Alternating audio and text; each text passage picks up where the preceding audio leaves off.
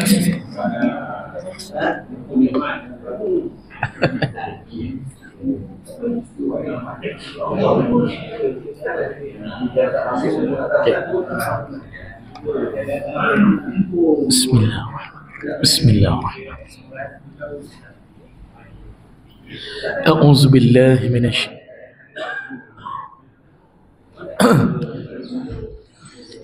أعوذ بالله من الشيطان الرجيم. بسم الله الرحمن الرحيم. السلام عليكم ورحمة الله وبركاته.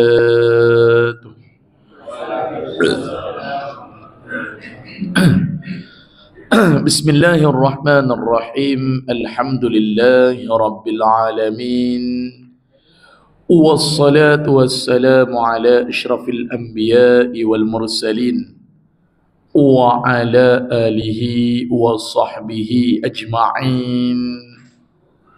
الحمد لله الذي أرسل رسوله بالهدى ودين الحق ليظهره على الدين كله ولو كره المشركون.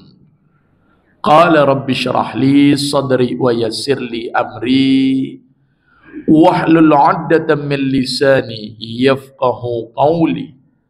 قالوا سبحانك لا علم لنا إلا ما علمتنا إنك أنت العليم الحكيم. اللهم صل على سيدنا محمد الفاتح لما أغلق والخاتم لما سبق ناصر الحق بالحق والهادي إلى صراطك المستقيم وعلى آله وصحبه حق قدره ومقداره العظيم. أما بعد. Bismillahirrahmanirrahim. Alhamdulillah. Pertama dan selamanya, marilah bersama-sama kita merafakkan syukur dengan izin dan limpah kurnianya. Alhamdulillah.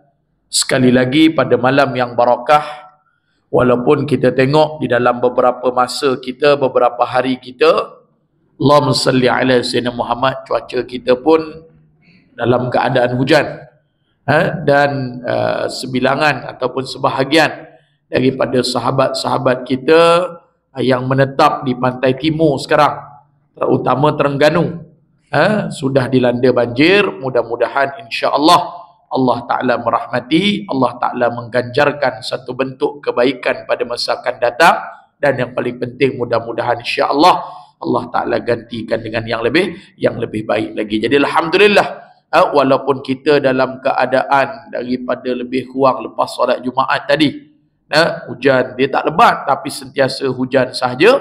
Jadi alhamdulillah, syukur banyak-banyak pada malam yang barakah. Sekali lagi dapat bersama-sama kita berkumpul dan berhimpun.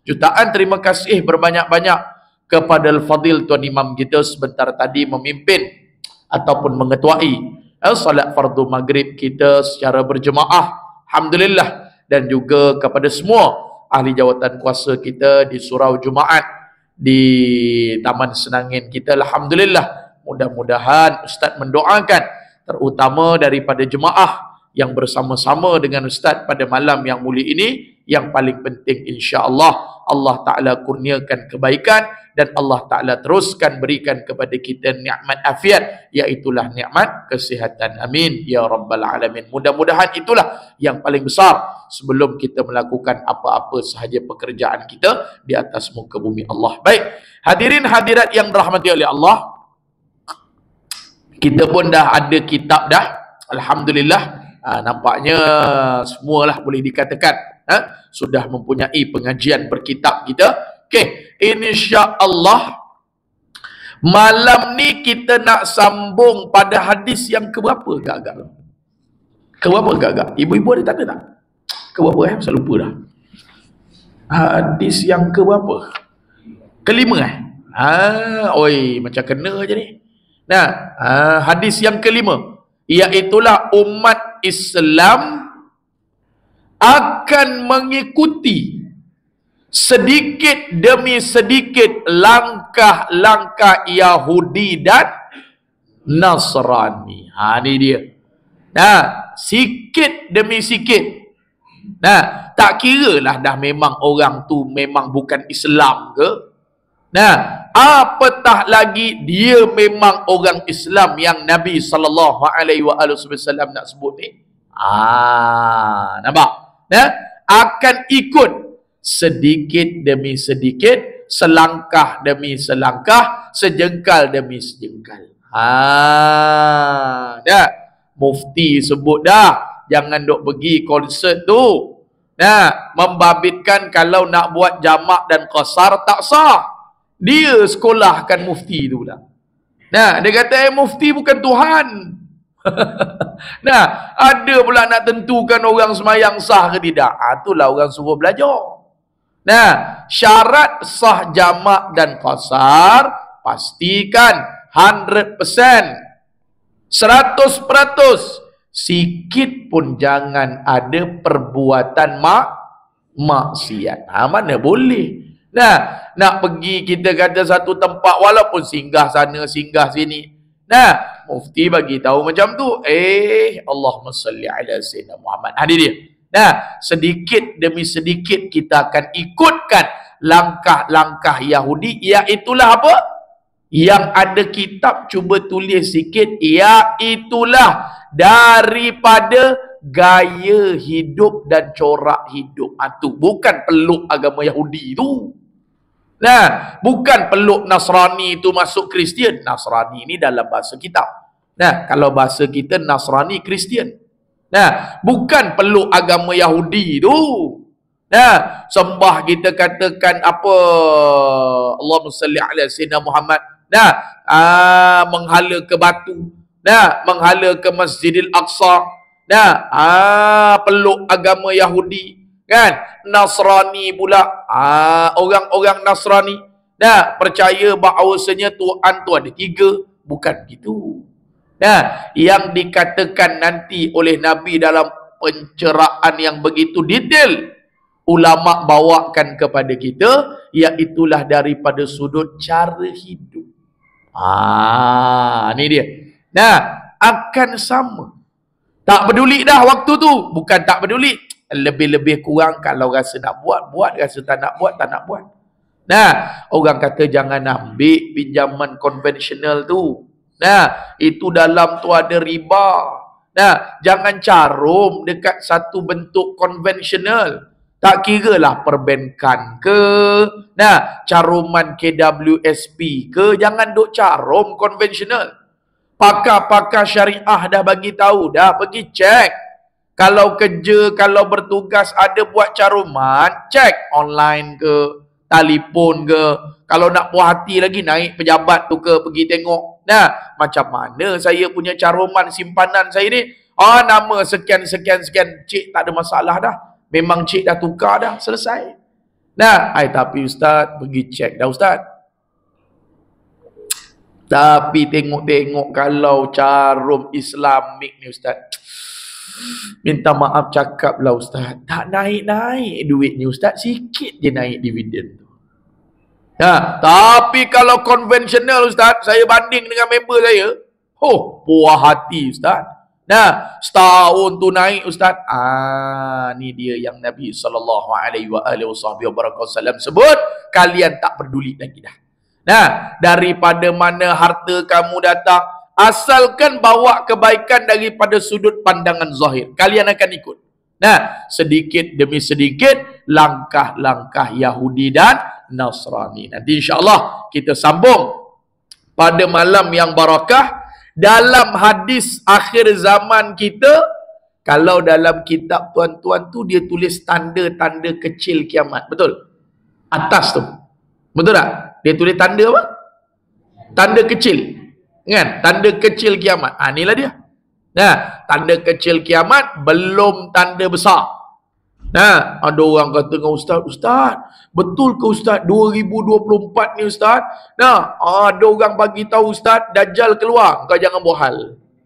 Nah, Dajjal tu tanda besar, banyak lagi. Nah, nak masuk ke tanda Dajjal tu, antaranya akan berlaku 3 daripada pembesar-pembesar yang duduk di negara Arab akan bertelagah sehingga membawa kepada pembunuhan. 3 orang-orang besar di kota besar Arab. Nah, cuma tak ada detail lah. Arab Saudi ke, Kuwait ke, Lebanon ke, Qatar ke, UAE ke, tak ada disebutkan. Nah, akan berlaku 3 daripada kalangan raja-raja pembesar berebut berkenaan dengan takhta, berebut dengan berkenaan pangkat, berebut dengan pekerjaan kemasyhuran. Ini Nabi sebut. Nah, akan kita temu nanti. Nah, antara tanda-tanda akhir zaman. Tapi pada malam barakah, insya-Allah kita nak masuk sedikit.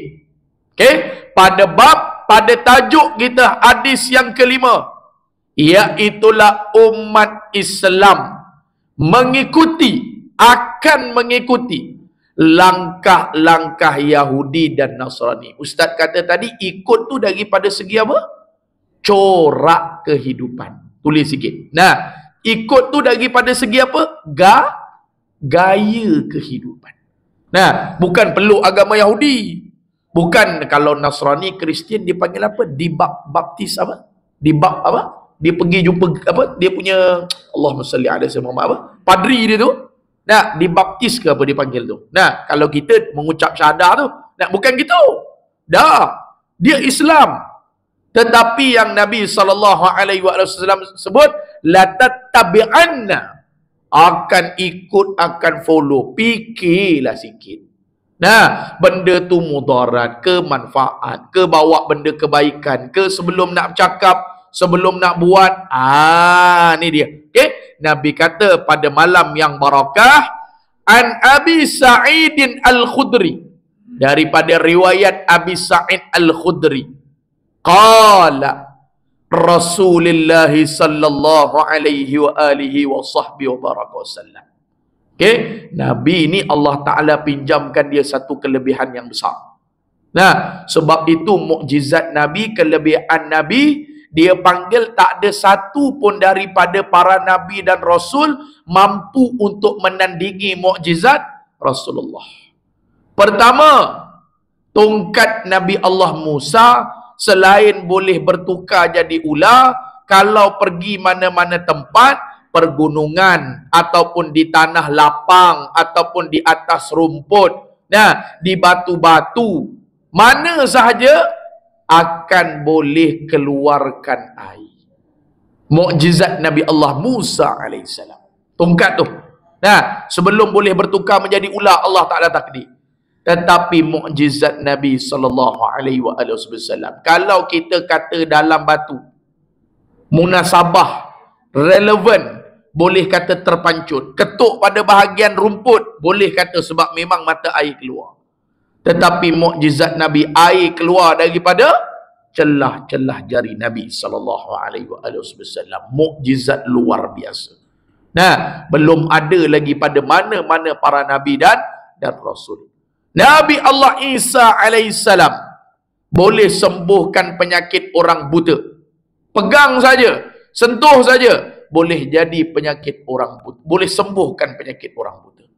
Okey, yang mana pada asalnya buta itu memang pada biji mata kepalanya. Tetapi baginda Rasulullah sallallahu alaihi wasallam jangan kata sembuh penyakit orang buta.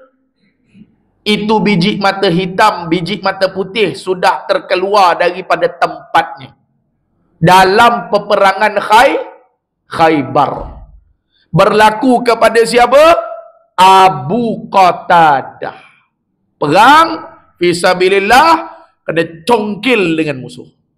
Allah Ta'ala panjangkan umurnya, mata sebelah kanan, duduk atas tapak tangan, dalam keadaan berperang. Nabi SAW ada, pergi jumpa Rasulullah, bawa biji mata. Allah Ta'ala panjangkan umur lah.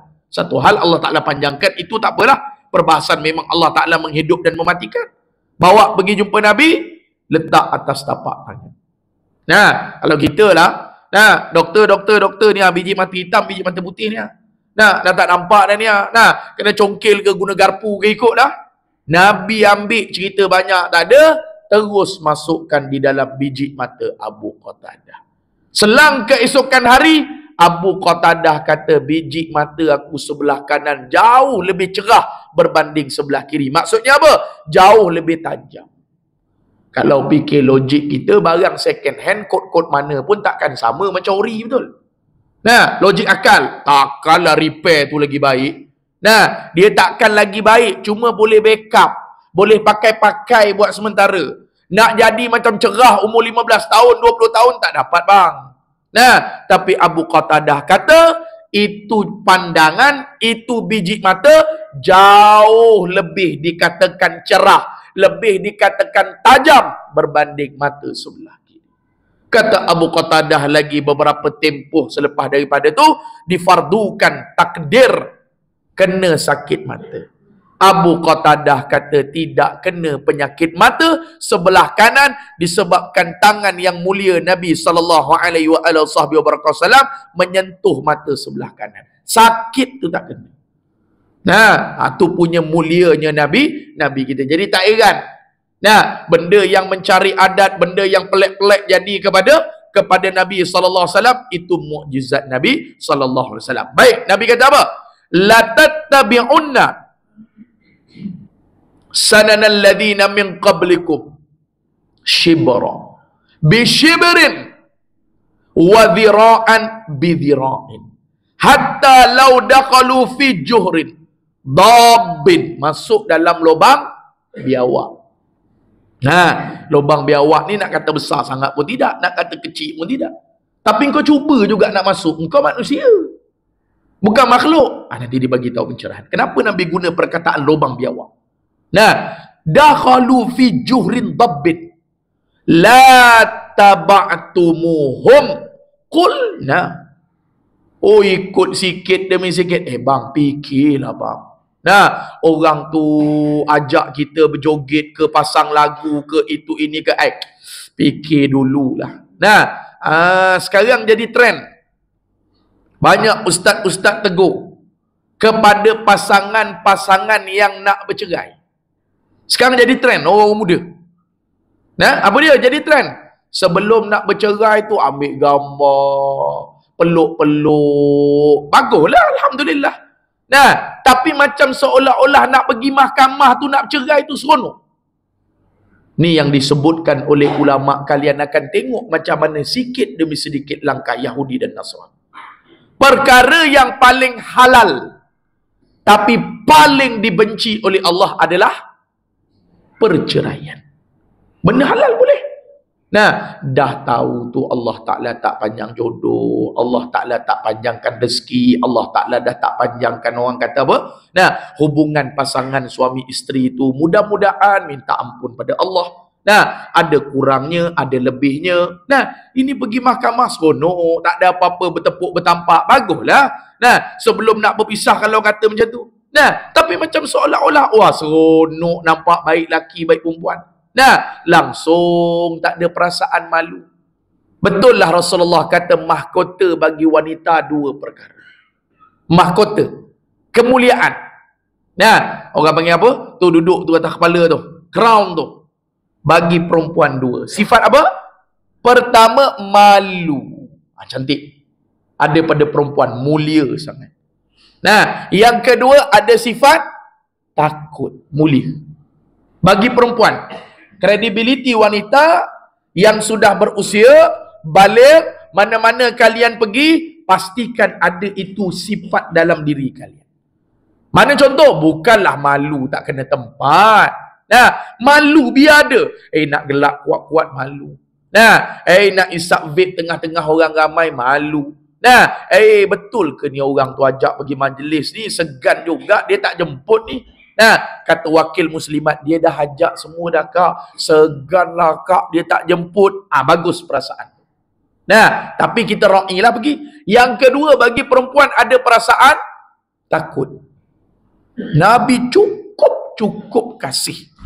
Nah, nak pergi mana-mana, Allah maksud, nanti dulu tanya suami sekejap. Nah, kak, jomlah kak, malam ni kuliah Ustaz Nazri tu ada. Dengar kata, semalam ada orang kena ragut. Nanti dulu kejap.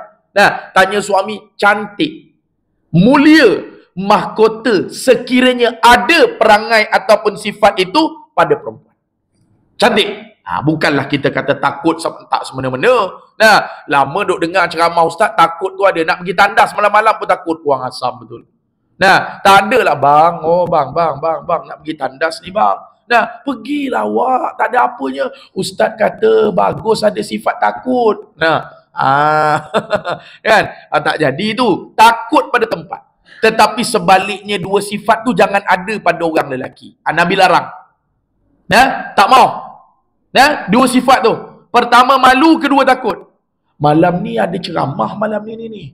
Nah, dekat surau Abu Bakar kita ni, jemputlah datang. Bukan apa, takutlah. Nah, dengar kata ada biawak lintas malam tadi. La ilaha illallah Muhammad Rasulullah. Nah, yang kedua, malu. Malu tak semena-mena. Nah, jom solat berjamaah ni. Segan, saya bukan orang surau. Nah, tak ada kena-mengena. Orang surau ke, orang bukan surau ke, yang penting berjemaah. Ini Nabi sebut. Okey, kita tengok. La tattaba'tumuhum. Qulna, ya Rasulullah. Siapa dia yang dok kata Juhrin Tabbin ikut selangkah demi selangkah ni? Al-Yahud wan Nasara. Sahabat tanya, Sa'id Al-Khudri tanya, siapa ya Rasulullah? Nah, yang ikut sikit demi sikit ni.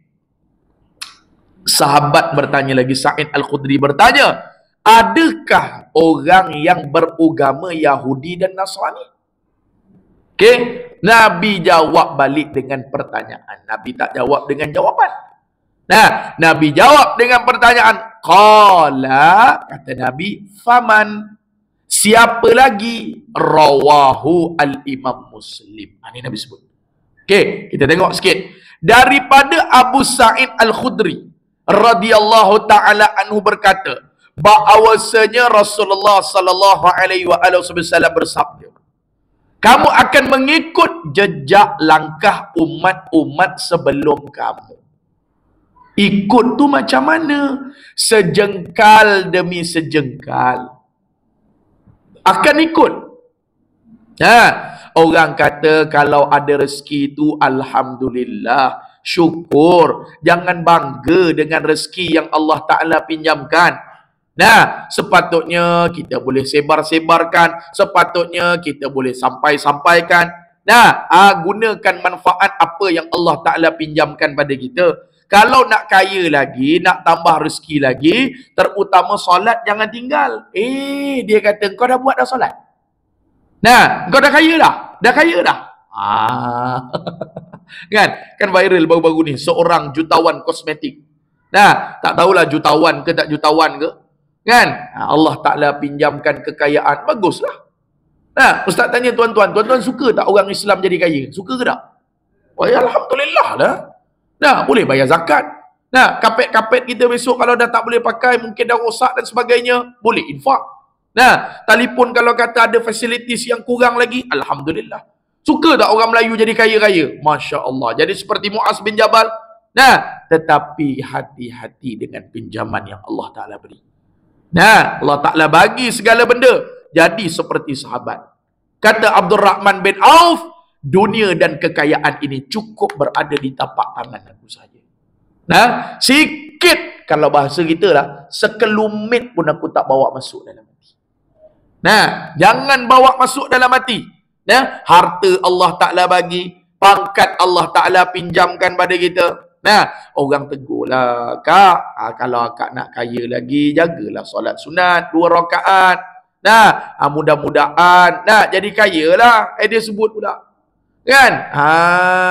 Kau tu tak payah nak nasihat aku. Nah, dia masalah nasihat ni tak kira siapa. Betul tak? Nabi sebut ad-dinun nasihat. Agama tu nasihat. Nah, ustaz ceramah, ada je orang nasihat, orang tegur. Kita jenis ra'i kan? Nah, ustaz ceramah kuat. Lepas habis daripada kuliah tu, ada seorang hamba Allah datang. Nah, orang Kedah, ustaz ada cerita kan? Nah, dia datang. Dia tegur ustaz ceramah alhamdulillah. Nah, cuma ada benda sikit lah nak tegur dekat ustaz. Kenapa tu Ji? Tak ada apa Ustaz. Cuma nak tegur Ustaz sikit lah. Ustaz ceramah okey dah. Isi Ustaz apa semua kita yang duk dengar ni pun Alhamdulillah. Seronok lah Ustaz. Mudah faham. Dia cerita lah. Kedebak. Cuma ada satu je lah Ustaz. Kalau boleh lah Ustaz. Suara Ustaz tu jangan duk kuat sangat. Kata dia.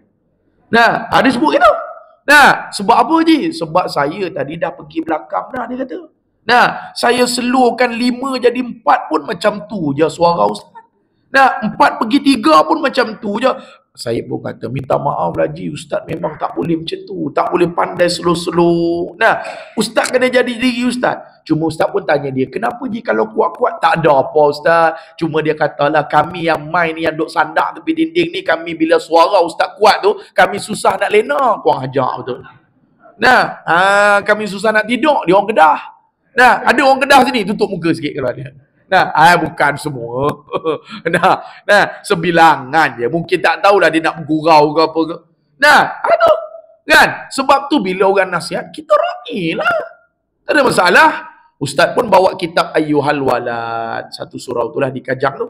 Nah, bulan depan, bulan satu lagi, Ustaz seluruh dah. Dia datang lagi lepas solat Isyak. Ustaz ingat dia tak ada dah. Nah, dia kata, Ustaz, kenapa malam ni macam bukan Ustaz Nazri lah? Nah, dia kata, kenapa? Suara Ustaz slow. Nah, ada orang tegur Ustaz. Ustaz pun bawa lah pelan-pelan. Nah, tengok muka surat 9 pada hadis yang ke-5. Umat Islam akan mengikut langkah Yahudi dan Nasrani. Aku terpaksa kontrol lah tuan-tuan. Nah, dah orang tegur. Nah, jadi Ustaz pergi bulan satu lagi tu, dia kata macam tu lah. Lain macam lah Ustaz. Macam bukan Ustaz Nazri. Kenapa Ustaz? Oh, rumah pun mati ke Ustaz? Kurang asam betul. Nah, tu dia tuan-tuan yang rahmati oleh Allah SWT. Nah, ra'i kan? Tak ada masalah. Orang tu buat. Jadi dalam rakaman dia, ada orang tegur. Nah, mungkin dia tak bermaksud sedemikian lah. Nah, tapi bila orang tegur, orang nasihat, jangan kita rasa kita sombong, ego. Nah, dia kata siapa yang jaga solat sunat 2 rakaat selepas subuh boleh jadi kaya.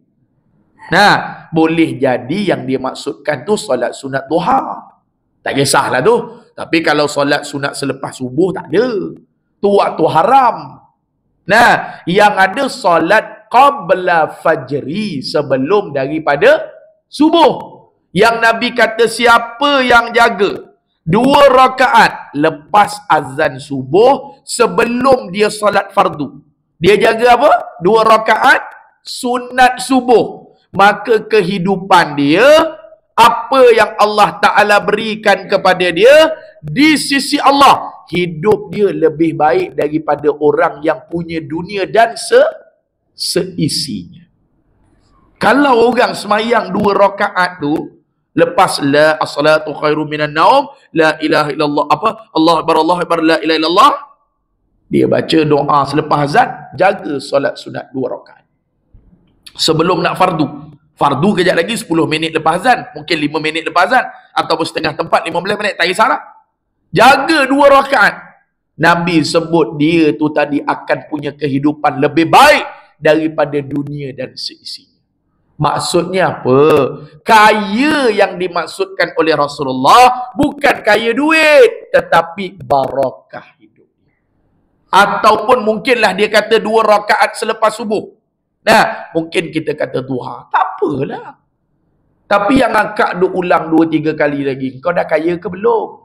Nah, kau dah kaya ke belum? Kau dah kaya ke belum? Nah, sebenarnya dengan tujuan apa? Tu yang kita tak nak. Tak apalah. Nah, mungkin dah berubah, mungkin kita kata dah bertaubat, mungkin rasa tersalah, sabaqul lisan. Jangan.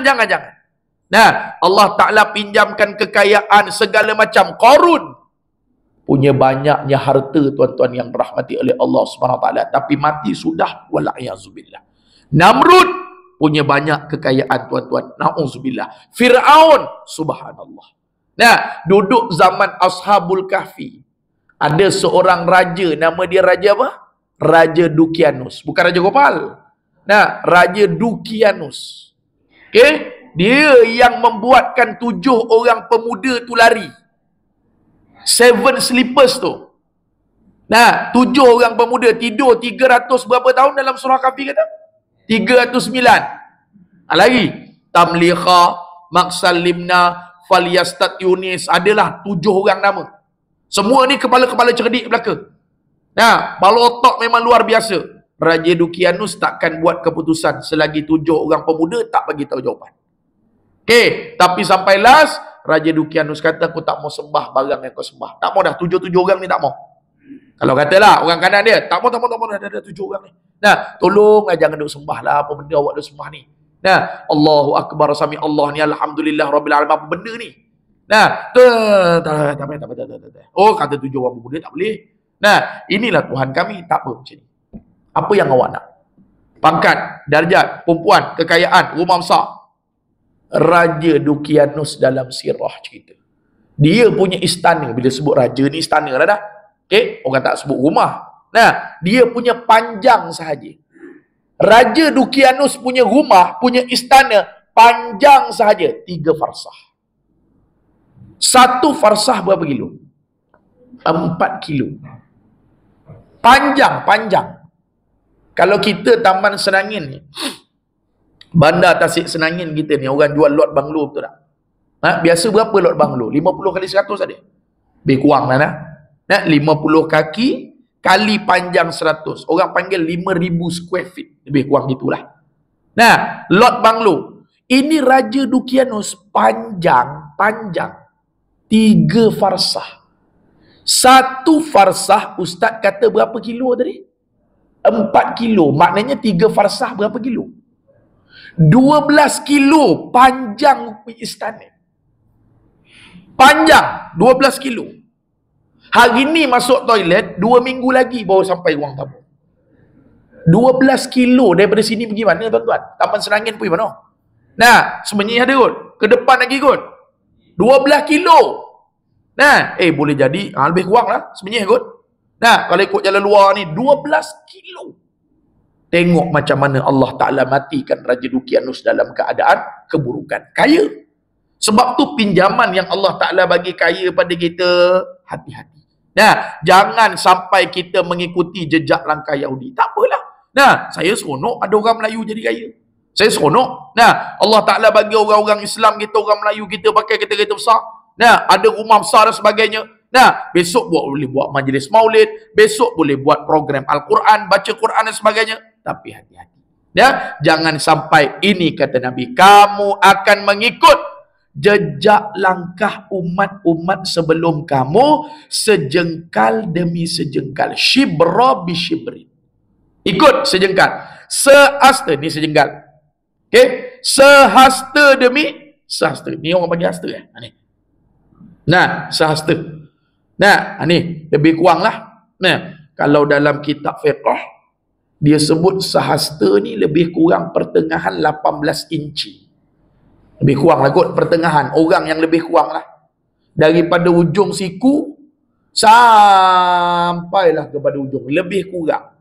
Dia beza tangan orang panjang-panjang beza. Nah, lebih kurang lah. Nah, kalau orang-orang kerja kontraktor, dia pernah sebut dengan Ustaz, lebih kurang 1,5 kaki. Lebih kurang. Mungkin Ustaz punya tangan pendek lah kot. Nah, lebih kurang.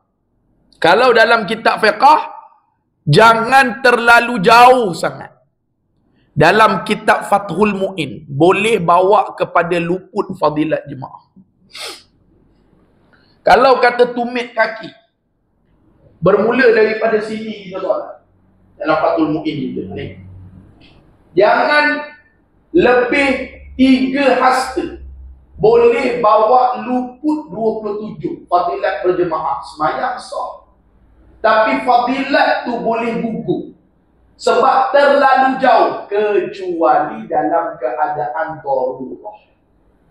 Dalam Fathul Mu'in kata seperti musim Covid itu. Covid jauh. Oh, jarak dia sebelah pun jauh tak? Berapa meter dulu kan? 1 meter. 1 dulu lah. Dulu. Covid dulu. Dan itu lain. Itu mufti dah fatwa. Dan tak ada masalah tu. Jangan kata pula Ustaz semayang jarak-jarak Ustaz. Ya, tak dapat pahala kami 27 tak. Okay, tetap dapat pahala 27. Cuma dalam Fathul Mu'in kata jangan terlalu jauh. Kalau kata tumit, dia ukur daripada tumit. Ini tumit. Bawah. Okey, dia tak ukur daripada depan. Sebab depan ni kadang-kadang ada orang jari dia panjang, jari dia pendek, dia tak sama. Dia apa-apa pun kalau nak tengok daripada tumit. Jangan kalau kata tumit macam ni, tak mau belakang. Ataupun tak mau depan sangat. Duduk dalam dia, aduk. Kalau dalam bab fiqh, tumit, dia panggil sahasta. Bisyibrin, sejengkal demi sejengkal, sahasta demi sahasta. Jangan terlalu ke belakang. Dia nilai daripada tumit. Okay? Kalau bab solat berjemaah tu dia nilai daripada tumit. Okay? Dia tak nilai daripada tempat yang tinggi. Sebab ada orang jari panjang, ada orang jari pendek. Tapi jarang orang dia kata, Ustaz, saya punya tumit bukan kat belakang, tumit saya kat depan. Mabuk ketuk. Belum ada lagi lah Ustaz jumpa mengajar 15 tahun ni. Ustaz jangan nak kira Ustaz, tumit saya kat depan. Belum lagi lah, kecuali Allah Ta'ala takdirkan dia tu uzur, cacat, cara perjalanan dia tu lah. Jadi jangan terlalu jauh, kecuali ada sebab. Ruangan tak ada ke, ataupun najis ke, jangan lebih 3 hasta. Contoh, kita kira daripada sini. Okey, daripada tumit ni jangan terlalu jauh. Sebilangan kata boleh lagi 3,5 hasta. Masih digambarkan dapat 20. Okey, tengok sebab tu Allah Ta'ala takdirkan orang tu tinggi macam mana pun, kalau dia sujud, dia tetap sama. Orang tu tinggi lah macam mana pun, sebab Allah Ta'ala letakkan sujud punggung tu naik ke atas. Tinggi lah macam mana pun orang tu, telah tinggi macam mana pun, dia akan sujud tu tetap ngam juga. Tetap ngam. Apabila orang tu tinggi yang teramat lah, contoh lah, sampai sliding door kita lah, kalau dia sujud pun dia boleh adjust. Punggung dia naik. Sebab tu kadar ni sebenarnya cukup. Jadi, kalau solat berjemaah, pastikan jangan terlalu ke depan. Banyak tempat juga lah Ustaz Teguh. Cuma kalau di tempat kita ni, jangan terlalu, boleh lumpur 27. Okey, kecuali ada sebab. Okey, tengok. Kalau kata tumit kita sini, lebih kurang lah, orang kata lah, pertengahan kita lah. Daripada Ustaz punya siku sampai daripada jari, lebih kurang lagi. Orang katanya ada tak 1,5 kaki? Ada tak? Ke 18 inci ke pendek? Agak-agak tuan-tuan, ada tak? Lebih kurang lah kan? Lebih kurang. Okey, kita tengok. Sebab tu dia ukur ngam dah. Kalau kata dia ni, kita tengok ni, dia akan sampai. 1, 2,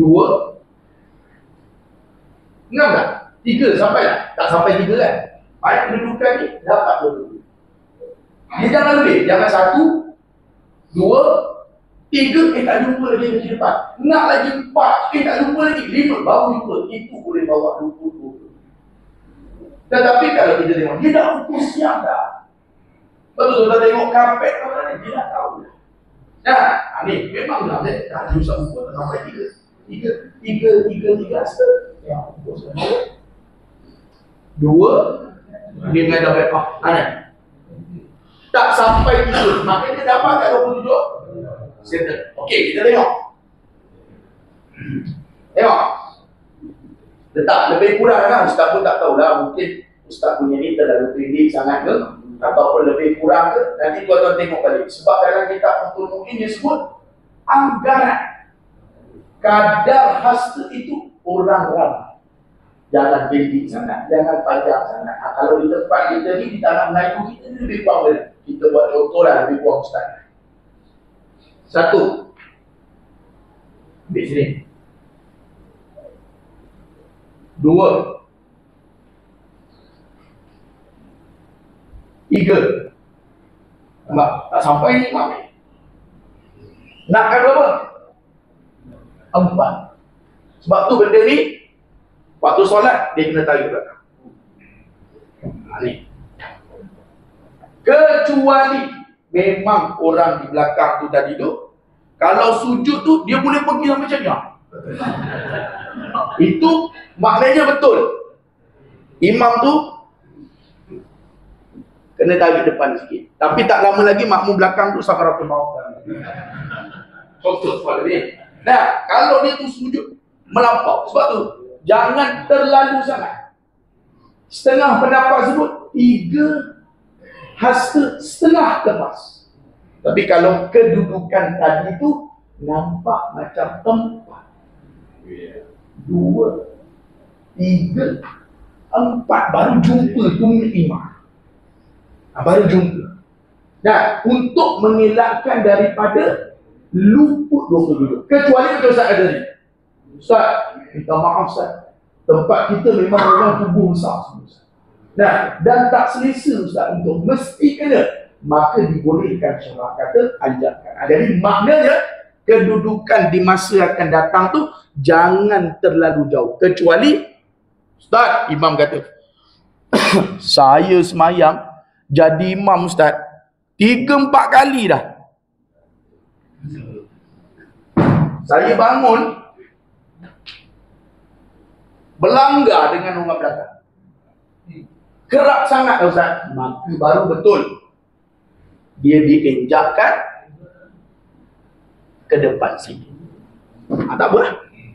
Nah, tapi kalau jangan terlalu jauh. Nah, maka dia kata dekat sini boleh bawa luput semayang sah. Dia tak ada masalah. Macam sama juga orang yang pakai pakaian curi tapi tutup aurat. Katalah dia tengok ustaz punya jubah tu cantik, bawa balik daripada Mekah, dia rembatnya kat rumah ustaz tu.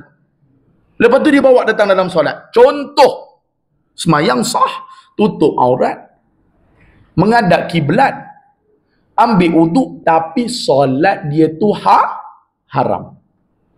Orang lelaki dalam kitab cerita pakai gelang emas.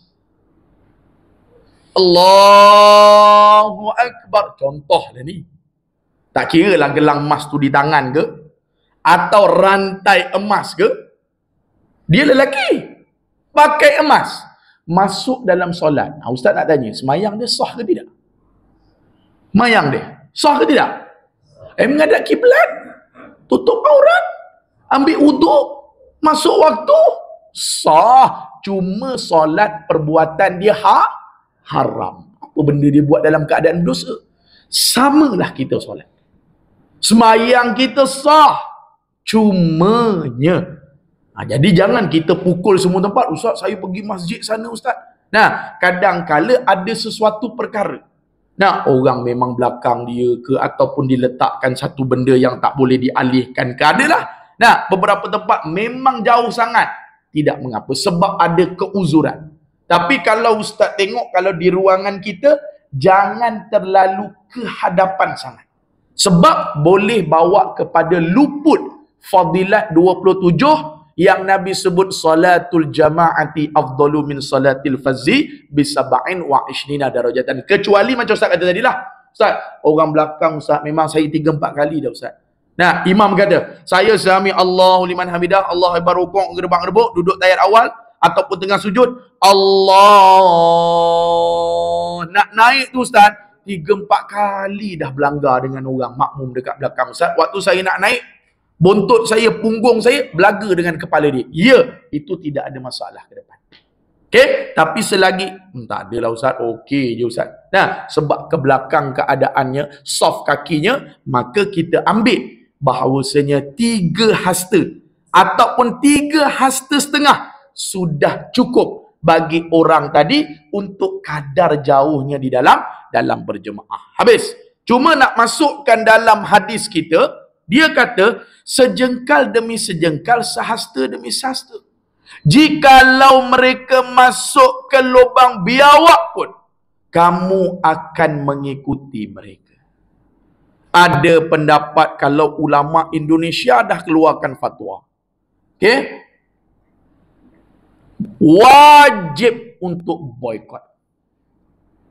Dia kata, okey, tapi kita tak ada sebegitu rupa. Nah, kita tak sampai macam tu. Cuma masing-masing ada kelebihan. Ada doa kepada rakyat Palestin, ada infak, ada wakaf, ada boikot, teruskan. Tetapi yang Nabi nak kata, untuk jatuhkan Yahudi.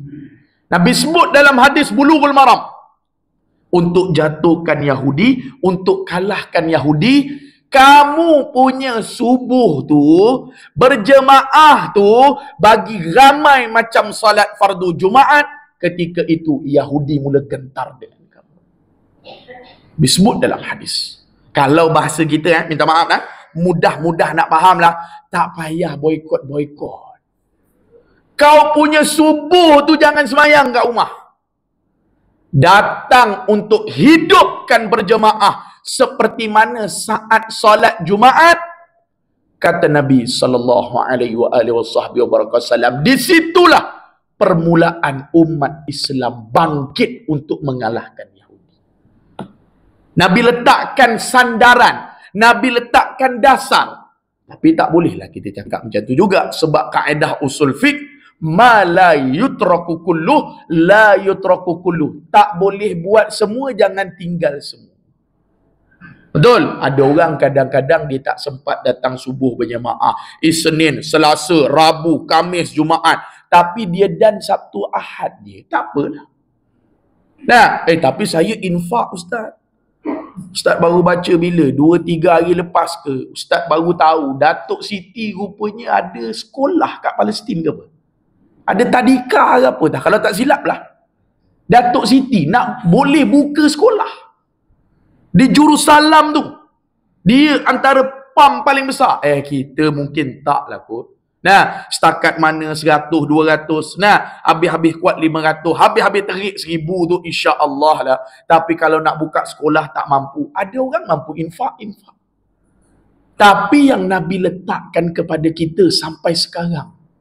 Nah, ni baru nak genjatan senjata selama 4 jam. Baru Benjamin Netanyahu sebut. Nah, baru ni. Nah, slow dah. Habis semua dia tarah habis dah. Nah, berapa puluh ribu tadi Ustaz baca teks khutbah Selangor, cerita tentang Palestin, sekarang dah 13K. Lebih kurang campur baby, bini orang, nah, perempuan, laki, syahid 13,000. Dan katanya mungkin akan meningkat sehingga boleh mencecah puluhan ribu. Wallahualam. Dalam teks khutbah Selangor tadi. Nah, tapi kita kena faham dasar yang Nabi letak. Jangan sampai ikut Yahudi. Kerana nak kalahkan Yahudi, Nabi kata apa? Solat subuh. Nah, bagi ramai macam solat Jumaat. Okey, tapi mungkin tak sempat lah Ustaz. Kerja lah Ustaz. Contoh, apa yang abang boleh buat? Sabtu Ahad insya-Allah Ustaz. Ataupun saya boleh infak Ustaz. Ataupun boleh doa. Kan? Budak-budak hari ni, Allahumma inna naj'aluka. Qunut nazilah tu. Nah, Ustaz pergi hantar sekolah kat anak. Baru ni, dekat apa sebenarnya? Allahumma inna, kat sekolah tadika dia, naj'aluka fi nuhuri a'da'ina wa na'udzubika min syururihim. Adalah ayah yang tunggu-tunggu tu. Nah, budak-budak hafal dah doa. Tapi Ustaz tengok bapak budak tak buka pun mulut, Ustaz tengok diam. Dia tak tahulah aku hafal ke tak hafal ke. Nah, bapak budak tapi tak apalah. Nak gambarkan bahasa mudah. Ustaz, kami boikot dah Ustaz. Tapi tak dapat-dapat pun berjaya. Itu bukan urusan campur tangan kita. Okey? Itu bukan apa yang kita nak. Tuan-tuan, dah masuk isyak ke? Nak belum? Ustaz nak beri laluan azan macam boleh? Lambat dah lepas dah lepas. Ustaz sambung kan dah? Ustaz sambung dah? Okey, tuan-tuan. Jadi nak gambarkan pada tuan-tuan, Allahumma salli ala Sayyidina Muhammad, yang Nabi letakkan untuk permulaan dasar dia itu tadi, iaitulah subuh kita. Orang duduk Taman Senangin lah. Ustaz duduk Taman Sri Tanjung lah. Nah, orang duduk Ampang lah. Kerana Nabi kata apa? Nak kalahkan Yahudi, bukan orang Palestinnya.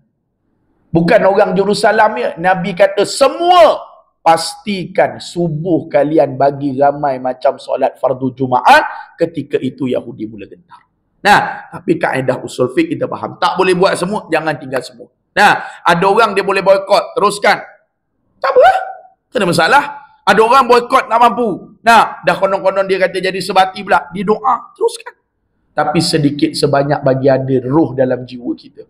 Nah, itu yang Ustaz mengajar baru ni satu tempat dekat Seri Kembangan. Lepas habis kuliah Isyak macam ni, ada seorang jemaah datang tegur. Bukan datang tegur, dia share. Ustaz, seronoklah Ustaz dengar cerita Palestin Ustaz. Ya Allah, rasa nak berjuang lah Ustaz. Alhamdulillah. Tapi itulah Ustaz, mungkin tak mampu Ustaz. Tapi Ustaz, ada benda yang saya syukur sangat. Ustaz dah kata, abang ni lain macam je, baru nikah seorang lagi ke apa ni dalam hati lah. Nah, semangat dia situ. Alhamdulillah Ustaz, saya boleh boykot Ustaz. Alhamdulillah. Alhamdulillah bang, sama-samalah kita cubalah. Nah, tapi Ustaz ada satu benda Ustaz. Ya Allah, saya rasa seronok, syukur sangat. Apa dia bang? Ustaz, sajalah nak share dengan Ustaz. Saya dah 2 bulan tak makan McD Ustaz. Wah, ngajar betul lah, berkena-mengena pula. Nah, kau tak makan McD lantak kau le. Nah, dia nak cerita. Nah, kod-kod yang dia faham McD tu ada saluran dan sebagainya, terpulang lah. Itu untuk dia faham. Tapi apa yang mampu untuk kita? Nah, ni dia Nabi ajar pada kita. Nah, jangan sampai kita mengikuti sedikit demi sedikit, sejengkal demi sejengkal, sehasta demi sehasta. Sehingga jikalau mereka masuk, mereka itu siapa? Yahudi dan Nasrani itulah. Nah, masuk ke dalam lubang biawak pun kamu akan mengikuti mereka. Maksudnya bukan follow terjun dalam lubang tu. Nah, orang berjoget, nampak aurat apa bagai, kau buat. Nah, orang kata dah konsert macam ni, Jabatan Mufti Wilayah dah keluarkan dah, antara pendukungnya adalah pendukung LGBT. Nah, walaupun katanya dia menyokong Palestin dan sebagainya, percampuran bagian-bagian ulama tegur, mufti tegur, tak mau ikut. Tapi kalau datang bala, datang musibah, ni selesai dah. Nah, kerja orang alim selesai dah. Nah, Nabi sebut 2 perkara bala yang akan timpa kepada kamu. Pertama, orang ada autoriti, diam. Nah, orang ada kuasa, diam. Nah, tak apa, janji untung banyak, bla bla bla bla bla. Yang kedua, alim ulama. Ustaz-ustaz. Nah, mufti, ulama. Tak apalah, biarlah. Nah, dia nak buat tu pun nanti persen kita dia pun bayar gaji kita. Tak payah duk tegur kuat-kuat sangatlah. Nah, biarlah, tak boleh. Sebab dia ada kekuatan daripada cakapan orang yang kita kata orang-orang alim. Nah, jadi Nabi sebut 2 perkara yang menjadikan bala ataupun musibah berlaku pada satu-satu tempat. Maka Nabi kata apa? Kamu akan ikut sikit demi sikit untuk masuk bersama-sama dengan mereka walaupun dalam lubang biawak. Ada orang pernah tanya, Ustaz, kenapa Nabi sebut Juhrin Dabbin? Kenapa Nabi buat misal biawak? Maka Ustaz rujuk kepada orang-orang alim, lubang biawak ni tuan-tuan, nak kata kecil sangat pun tidak, nak kata besar sangat pun tidak. Lubang biawak ni kalau pada dasar je tuan-tuan, boleh masuk nak cuba, cuba juga. Maka sebab tu Nabi gunakan perumpamaan lubang Juhrin Dabbin, biawak, untuk kita kalau tengok logik akal, takkan aku nak masuk dalam lubang tu. Kaki aku pun, belum tentu, tapi nampak lubang tu. Nah, tapi tahu, tak apalah. Nah, kalau kata nak lepas tu, biarlah. Tapi nak try lah, tengok dia masuk kat situ tu ada apa dalam tu. Nak cuba juga. Okay, sahabat bertanya, Ya Rasulullah, apakah yang kita akan ikut ke dalam lubang biawak sekalipun itu daripada kalangan agama yang dinamakan Yahudi dan Nasrani yang engkau maksudkan? Nabi SAW jawab, qala faman, siapa lagi kalau bukan daripada kalangan mereka? Siapa lagi? Ni umat Islam akan ikut. Nah, sebab tu kita tuan-tuan yang rahmati oleh Allah, anak-anak kita fikir sekejap nak buat apa-apa benda. Nah, jangan mudah-mudah ikut trend. Ikut trend lah Ustaz sekarang. Nah, island ni banyak. Nah, barulah trend tu naik sikit je, tak kira lah. Nah, kalau dulu Ustaz Wadi tegur berkenaan dengan musim Aidilfitri dulu. Nah, ada dulu satu lagu. Nah, berjoget, anak beranak pakai berjoget. Nah, pakai baju Melayu, kau goyang punggung sana, aku bantai punggung sini pula. Nah, ni Ustaz Wadi tegur. Nah, ikut trend. Oh, tak boleh lah Ustaz. Tak ikut trend Ustaz, ketinggalan zaman nanti. Habis ikut. Nah, kita kalau kita kata nak ikut trend, ikut benda yang manfaat. Boleh? Keterangan umat Islam akan mengikut jejak langkah ataupun cara hidup orang-orang Yahudi dan Nasrani. Ikut benda yang manfaat, tak ada masalah. Nabi sebut dalam hadis yang lain, unzur ila maqal wala tanzur ila ma. Tuan-tuan ikut orang Yahudi kuat sedekah, ikutlah. Tuan-tuan ikut orang Nasrani, orang kafir banyak buat kereta, mudahkan kita kata apa-apa benda teknologi, ikutlah. Tak ada masalah. Nah, tetapi yang dikatakan oleh Rasulullah, ikut cara hidup tu dengan makna langgar batas. Nah, hinggalah dalam urusan yang kecil ataupun perkara-perkara yang tidak munasabah. Ni Ustaz kata ni. Nah, ada mak ayah datang cakap, "Alah Ustaz, nak buat macam mana Ustaz? Nah, sekarang anak-anak kita Ustaz, kena didik ikut zaman lah Ustaz. Nak buat macam mana?" Nah, kita dulu Ustaz, bolehlah larang-larang anak kita nak keluar jantan betina. Masa kasar tu. Nah, ni Ustaz nak buat macam mana Ustaz? Budak-budak kita sekarang Ustaz, kita pun terpaksa lah Ustaz. Nah, tutup mata, biarlah Ustaz dia dalam dunia dia. Allah wa'ala'iyazubillah. Nah, tak ada masalah. Sebilangan tempat-tempat, golongan-golongan yang terpengaruh, ada. Nah, tak ada masalah. Laki, anak laki keluar dengan perempuan, anak perempuan ambil depan rumah. Nah, keluar tu berdua-dua. Kalau keluar 4-5 orang, tak ada masalah. Nah, keluar. Nah, siapa ambil tu? Kawan. Tengok dalam kereta seorang. Biasalah Ustaz. Nah, budak-budak ni Ustaz, inilah Nabi kata, kalian akan ikut sedikit demi sedikit. Contohnya, jikalau orang Yahudi, keterangan sebut, dan Nasrani, ulama bahas, masuk ke lubang biawak yang kutu dan sempit sekalipun, sempit nisbah kita lah. Nah, nisbah manusia, orang Islam akan terus mengikuti mereka. Ikut. Tak tahulah entah ya entah tidak dalam lubang tu kot ada kala jengking pula ke? Kot ada ular pula ke? Tak kira lah Ustaz. Janji ikut saja. Trend hari ni. Zaman sekarang. Kita melihat kenyataan sabda Rasulullah sallallahu alaihi wasallam ini semakin jelas. Nah, semakin jelas. Ramai orang Islam yang kehilangan pegangan di dalam kehidupan mereka. Mereka banyak meniru cara hidup. Tu Ustaz kata ni. Okey, ikut tu bukan ikut peluk agama dia, dibaptiskan. Nah, peluk agama Kristian, bukan. Nah, cara hari ni, cara hidup. Nah, cara-cara kita kata tak kisahlah. Nah, cara jual. Nah, kan? Tak ada berkaitan halal, tak ada berkaitan haram, jual. Nah, benda elok, benda tak elok. Nah, Allahumma salli ala sayyidina Muhammad. Tak ada langsung dah perasaan malu. Nah, ramai orang Islam yang kehilangan pegangan di dalam kehidupan, mereka banyak meniru cara hidup Yahudi. Nah, dan Nasrani, sama ada mereka sedar ataupun tidak. Cara hidup Nah, bukan kita kata, kalau macam tu Ustaz, tak boleh lah nak pakai iPhone. Tak boleh lah nak pakai kereta. Semua tu Yahudi buat Ustaz. Nah, semua tu orang kafir buat Ustaz. Tak. Di sini yang dikatakan oleh ulama, ikut tu cara hidup.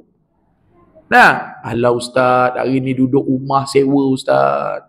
Laki perempuan Ustaz nak buat macam mana? Ustaz, hari ni berzina, hari ni biasa je Ustaz. Alah Ustaz, budak-budak college hari ni Ustaz, buat cari duit tepi. Nah, dia panggil apa? Nah, account apa? Account dark side ini. Nah, nah, gambar lain. Nah, nak PM tepi, nak cari duit. Nah, Yahudi. Cara nak buat macam mana Ustaz? Kesempitan hidup Ustaz. Nah, terpaksalah Ustaz buat macam ni, buat macam tu. Wal'iyazubillah min zalik. Nah, hari ni tak ada apa dah Ustaz, zina. Nah, pakai kondom ada, janji jangan beranak lah Ustaz. Janji jangan mengandung lah Ustaz. Wal'iyazubillah min zalik. Dah jadi biasa hari ni. Nah, kalau di Indonesia saya pernah tengok satu klip video. pergi secara rawak. Nah, soalan satu dia tanya, istilah dia lah, umur berapakah, bahasa dia lah, umur berapakah perawanan apa kakak sudah tiada. Nah, dia panggil apa kalau perempuan sana? Mas ke apa? Nah, mbak ke? Nah, dia pergi temu duka. Nah, pergi mall-mall, minta maaf ya. Cara dia lah. Cara orang yang kita kata jadi host tu lah. Nah, follow kamera. Nah, pergi tengok perempuan-perempuan. Saja mak bertanya, mula-mula cerita je. Minta maaf secara jujurnya. Masih punya perawanan ataupun enggak? Nah, sami-sami gelak. Saja mbak minta maaf mau ditanyakan. Nah, ketika usia berapa keperawanannya itu hilang? Nah, sampai macam tu. Tak ada. Ke sekitar SMA. Dia ada sekarang sekolah-sekolah dia. Kalau kita sekolah rendah, naik sekolah menengah, lepas tu naik universiti, dia ada sana SMP, SMA, SD. Saya dulu duduk di pondok sana tu, kita tahulah sikit sebanyak. Nah, sekolah SD. Nah, kalau di sana dia panggil pesantren, santri-santri, dia tak ada kena-mengena. Ni sekolah macam ni. Rendah, lepas tu naik kita kata menengah, naik pula sambung di apa diploma ke sijil ke, dia ada SD, SMP. Nah, ada dia punya tahap-tahap. Okey. Nah, itu biasa aja. Nah, bilakah kali terakhir melakukan hubungan? Bilakah? Baru 2 minggu yang lepas. Pada usia berapakah keperawanan kakak ataupun mbak sudah hilang? Nah, ketika di SD, ketika di SMP. Nah, maksudnya mudah kata ketika mana? Sekolah lagi. Wal'ayazubillah. Nah, inilah yang diberitahu oleh Nabi SAW. Ramai orang Islam telah terperangkap dengan tipu hela Yahudi dan Nasrani. Dan ramai pula orang yang menjadikan alat dan tali barut kepada mereka. Na'udzubillah min zalik. Nah, baru ni saya pergi pencerahan daripada Ustaz Muhammad bin Abdullah Al-Amin ke, kalau tak silap, di Bangi. Dia buat di Masjid Asanah. Nah, ada cerita. Dia bagi tahu terus terang. Minta maaf yang ada hadirin hadirat yang dirahmati oleh Allah. Kalau nak cerita tentang Palestin, Masjidil Aqsa ni, dia kata, boleh katalah, bukan semualah. Nah, boleh kata cerita Jerusalem, cerita Palestin dalam poket dia. Nah, dia bawa peta babak besar. Dia tunjuk semua. Nah, kita dengar pun, Masya Allah, hebat betul ilmu dia. Memang dia pakar. Dia memang ahli dalam bidang tu. Ada satu ketika duduklah dengar tu, dia punya kuliah lepas isyak. Semayang isyak dulu, lepas tu bawa kuliah dia sampai pukul 11 malam. Hari Selasa ke hari apa? Ustaz lupa dah. Hari Rabu ke apa? Nah, Ustaz pergilah. Kuliah maghrib Ustaz dah settle. Ustaz naik motor pergi. Nah, dia sebut ni, minta maaf. Dia cakap terang. Ramai sebenarnya yang tak tahu. Orang Melayu kita ramainya yang jadi tali barut kepada Yahudi. Dia sebut. Dia panggil apa kalau kita sekarang? Ejen apa? Ejen Mossad apa? Mossad apa? Dia ada sebegitulah disebut. Ustaz tak apa clear sangat dengar. Tapi Ustaz nak gambarkan relate. Na'udzubillah min zalik, hadirin hadirat yang dirahmati oleh Allah. Yang ada dalam kuliah Ustaz pada malam ini di Surau Abu Bakar Taman Senangin kita ni, na'udzubillah min zalik. Nah, mungkin kerana dapatlah 100,000 sekali buat kerja, 200,000, 300,000, tapi sanggup kita gadaikan bangsa kita, maruah kita, agama kita. Wal'ayazubillah. Mudah-mudahan Allah Ta'ala jauhkan sedemikian rupa. Disebut dalam kuliah. Nah, ada cerita lah. Nah, ada sampaikan maklumat lah, ada inilah, ada tahu bagi tahu ni barang nak masuk. Nah, sampai pintu Gaza, kita buat kacau, kita sekat bla bla bla. Na'udzubillah min zalik. Ya, maka tuan-tuan yang dirahmati oleh Allah, kata pengarang kitab pada malam yang barakah, doa dia, ya Allah, selamatkanlah kami daripada Yahudi dan Nasrani. Jadi khulasah kita pada malam yang barakah, hampir 1 jam kita bersiaran tuan-tuan yang dirahmati oleh Allah, secara live juga di dalam kita punya surau. Apa yang perlu kita faham dengan relatifnya hari ini tuan-tuan, Yahudi dan Nasrani tidak akan pernah putus asa. Semalam Ustaz Azhar Idrus kuliah di Grand Barakah Hotel Ampang. Dulu dia panggil di Palma. Nah, dekat point tu. Semalam dia kuliah di sana, dia bagi tahu 4 golongan menjadi musuh kepada orang Islam. 4. Yang pertama, Yahudi dan Nasrani. Musuh bagi orang Islam. Yang kedua, kata dia, iblis ataupun syaitan. Yang ketiga, kata dia, musuh bagi kita ni orang Islam, kasih kepada dunia. Hubbud dunia. Dan yang keempat, kata dia, yang paling bahaya sekali, musuh bagi orang Islam itu adalah diri kita sendiri. Ini nombor 4 ni. Nah, kita tengok live Ustaz Azhar semalam, dia start pukul 9.45 lewat. Nah, habis kat pukul 11 lebih. Nah, Ustaz habis kuliah tu layan lah. Tapi tak sempat pergilah. Semalam jauh. Nah, dengar Ustaz Azhar sebut. Ni 4 Nabi sebut dalam hadis. Nah, Yahudi memang dah terang-terang dah musuh. Yang kedua, iblis laknatullah. Itu dah memang lagi awal lah. Nah, malah semayang, malah bayar zakat mari. Yang ketiga, kasih kepada dunia. Berapa ramai hari ni? Nah, hubbud dunia. Nabi sebut ra'su kulli khati'atin dalam hadis. Nabi kata apa? Punca kepala bagi tiap-tiap kesalahan manusia, iaitulah kasih kepada dunia. Nah, kita sayang juga, tapi macam Abdul Rahman bin Auf tegur kita, jangan bawa masuk dalam hati. Dan terakhir kata Ustaz Azhar semalam, yang paling berat, yang paling bahaya, yang paling mudarat besar, iaitulah kata dia, musuh itu diri sendiri. Kan? Ni kita alhamdulillah, kita dah belajar, kita dah cuba. Maka tuan-tuan yang dirahmati oleh Allah Subhanahu Wa Taala, kita cubalah amalkan semampu kita. Mudah-mudahan Allah Taala peliharakan terutama keluarga kita dan anak-anak kita hari ni, tuan-tuan yang dirahmati oleh Allah, yang kita tengok hari ni macam-macam tuan-tuan ujian.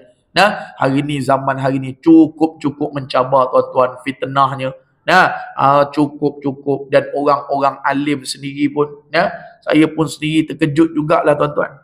Nah, Allah Ta'ala uji kan, mungkin pada dia lah. Seorang ustaz tu kan di Kelantan tu penjara berapa tahun? 13 bulan. Nah, akibat daripada mencabul. Nah, apa ustaz? Budak ustaz apa? Ustaz budak. Nah, jadi kadang-kadang ya Allah, hai fikir ya Allah, peliharalah kita ni. Nah, tak kira lah ustaz ke tuan-tuan ke, minta Allah Subhanahu Wa Taala jaga kita. Nah, jangan sampailah tuan-tuan kita di penjara sebab kita cakap benda betul, puas hati. Nah, kita cakap benda betul, pemerintah ambil kita bubuh macam Imam Ahmad bin Hanbal. Puas hati. Nah, tak malu kita kat orang. Nah, mana pergi Ustaz Nazri tu? Ustaz Nazri tegur, jangan duk pergi call play tu. Akhirnya dia play call juga akhirnya. Nah, pergi juga, pemerintah ambil dia sumbat dalam penjara. Puas hati. Tak malu tuan-tuan.